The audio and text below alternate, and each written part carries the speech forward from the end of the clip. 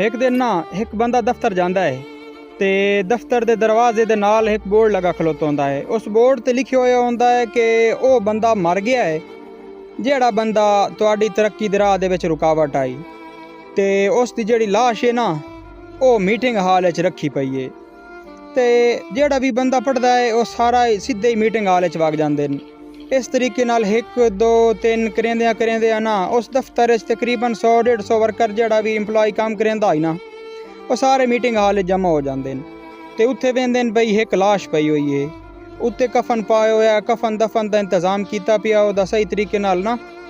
तो सारे बंदे इस सोच च गुम होंदे ने कि यार आखिर वो कौन बंदा हो सकता है जिहड़ा मेरी तरक्की दी राह च रुकावट बने होया है। बे कंपनी च ना मेरी तरक्की नहीं होंदी या मेरी तरक्की वेख के नहीं सह सकदा, वो कौन बंदा है। बई सारियां दे दिल च ही खुड़कदी गत्ती आई ना भी यार असी आखिर वो बंदा वेखिए तो सही ना, आखिर वो केड़ा बंदा है जिन्हों साडी तरक्की नाल जैलसी आई पई।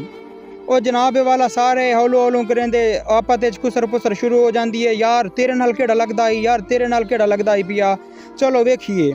वो मुड़ कंपनी का मालिक आंदा है तो वह उन्होंने आंदा भी मैं बंदे का मूँह तुहानूं विखाइना, तो चलो वो मुड़ एक बंदे नूं लै जांदा है तो उस बंदे का मूँह विखाइंदा है। वो एक बंदे नूं सदेंदा है,